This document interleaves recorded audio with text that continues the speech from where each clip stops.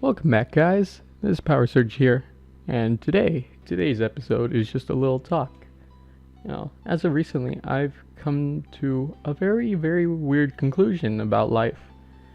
A weird conclusion about how a lot of artists, and not just artists, but a lot of people, keep themselves from bettering.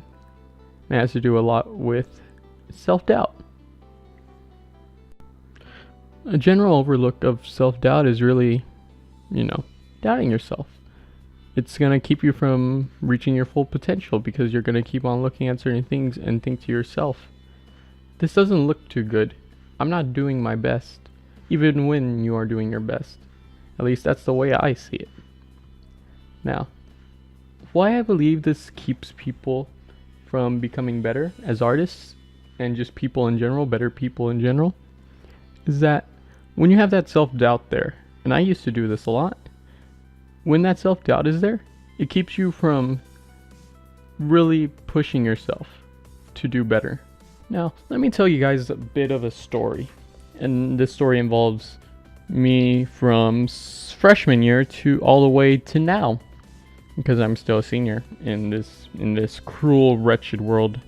Anyways, back in freshman was an easygoing year, although there was a lot of stress involved in it.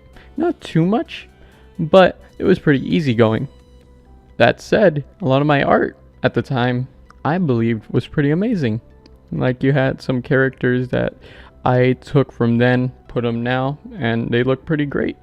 Although, back then, I would say they're not the best looking, but they're still pretty rough looking drawings, I guess. A little rough on the edges, but if I drew them now, fixed them up a little, it could be pretty neat. Well, that's pretty much how the entire year was. It was me improving, taking specific drawings and just like drawing them, specific characters and drawing them, making my own characters and drawing them, and just kind of mixing the two. The thing is, the year ended like that, and there wasn't really much I could say for that other than like, hey, I learned how to use colors, hey, I learned how to do a bit of fabric, and I learned how to do backgrounds. The problem was, I didn't really learn any of that. I just learned how to make the colors look fancy and stuff on paper, and how to outline like you would in a comic book. And that's pretty much what I learned. But I took that knowledge and took it with me all the way to sophomore. Now, applying that to a book that I had bought, say, when was it? I don't remember when. I just bought the book. I just bought a completely new sketchbook and used that for whatever when did I buy the second? Anyways. I started that sketchbook with a drawing of a man on a boat or whatever. And, well, I believed I was getting better at that point. I look back at it now. Proportions were off, everything was off, and it didn't look right to me because I wasn't used to that way of drawing. It was like one of the first times I decided to go with a posed person, drawing them on a environment. Like, one of the first things I've done where a person is in a background, or a person is in a background with the foreground and the midground. What is it? Later, I started doing more of these drawings, more of these very complex gesturistic drawings with backgrounds and shit going on. At the time, I refused any help from anyone. Only tutorials on YouTube. I refused to look at references for anything because I thought, hey, I got this, I could do this, I know what stuff looks like, shit looks like, things get trapped in my mind like a bear trap or something like that. Well, I was fucking stupid, because this is where the self-doubt kicks in, because I refused to look at any references or whatever or shit like that. Because I refused to look at any of that to like say, hey, what does a tree look like? What does a person look like when they're standing in this pose? What would water look like? Like, these are questions that like any person would say, hey, yeah, I know how that would look or anything like that. But in reality, if you try putting that together without any, just conceptualizing it from mind with from no otherworldly help. Yeah, that stuff's pretty hard. And that kept me from learning. At the time, I thought it was just, hey, I'm a bad artist. I thought I was the greatest person ever.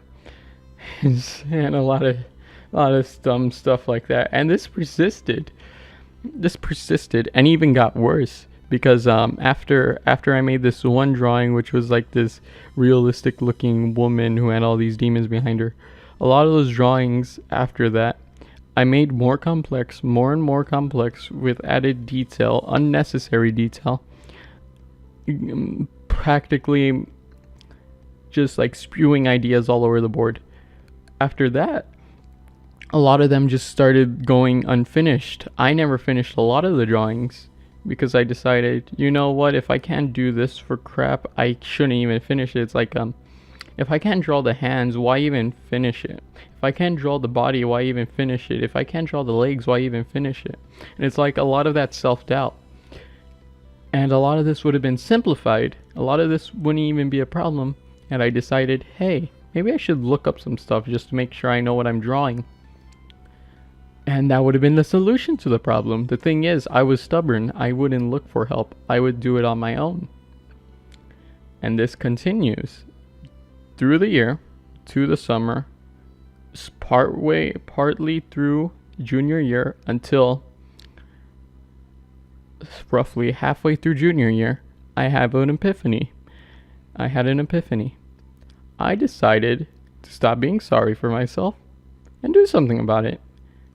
So for one, I looked up as many videos as I can from YouTube saying, how do I do gestures? How do I do this? How do I do this? I practically learned the most amateur way, in the most amateur way possible, like how muscles work in the body and shit like that. I learned I learned anatomy through the most basic ways possible, but it stuck in my head, like how muscles move and pull and shit like that. And it stuck with me. I stopped being sorry for myself, and I decided to get help. I looked to artists who are better than me. I've looked at artists who aren't as good as me, and I've looked at artists like who are in between.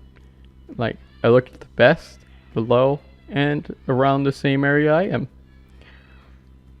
And from there, I began improving. I began gaining confidence and started using a lot more supplies. I always had supplies laying around. I was just too scared to use them because it's like, okay, I spent a lot of money on these, but what if I mess up a drawing and the paint just goes to waste? The paint goes to waste, the watercolor goes to waste, the brushes I bought go to waste. And that was pretty much the mindset until, again, junior year, roughly halfway around, when I stopped feeling sorry for myself and started doing stuff for a change. And I started making a lot more drawings, a lot more pieces, a lot more dynamic pieces, albeit now that I had like some idea of what anatomy was, how to do poses, how to composition. Composition is an important thing when it comes to drawing. It's what lets you know what to put in the background, what to put in the foreground, what to put in the midground, and how to do it. Color theory was another great thing that I learned. It taught me you shouldn't put colors wherever you want. If you're gonna make something that looks emotional, restrict yourself to like, say, a few colors, but always have like blue in there. Like if you have something emotionally sad, always use blue. Like have a predominant blue tone, cool tone over the drawing. If you have something that's very exciting happening, always have a warm tone going over it. And a lot of color things. Point of the story is, a lot of the stuff I achieved the second half of junior year wouldn't have been possible had I kept doubting myself, how I would leave that doubt just looming there. And it's a horrible thing. Now if I continue into now, I'm confident in the stuff that I do. I don't let it tear me down anymore, because if it ever comes down to it, I just think to myself, if I don't have drawing, what do I have? What am I without it? Is there really anything other than drawing for me? And the sad answer to that is, I don't really know. I don't really know what I'm capable of, but drawing is one of the strongest things that I really have on me right now. Now, without it, essentially I'm nothing. And it's a little sad thing to think about. But when I think about that, it pushes me to a point where, hey, maybe I should probably get back to the pen and pencil and paper and pencil and get back to a drawing. And that's why self-doubt is a problem.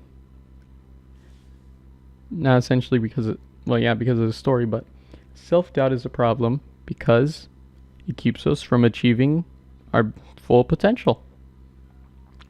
It blurs your vision, blurs the way you think. Instead of thinking, hey, maybe I should get some help, or maybe I should look up some help, it just makes you think, hey, it wasn't even worth a shot to begin with. And suddenly you feel like giving up. Don't give up, because it's never worth it. Anyways, that's pretty much all I have to say about self-doubt. And, well, I'd like to thank you guys for listening. And I want to know if any one of you guys has ever had like a self-doubt story, or would like to share a self-doubt story somewhere down in the description. If you would want to, that would be greatly appreciated. And until next time, I'll see you guys, and bye.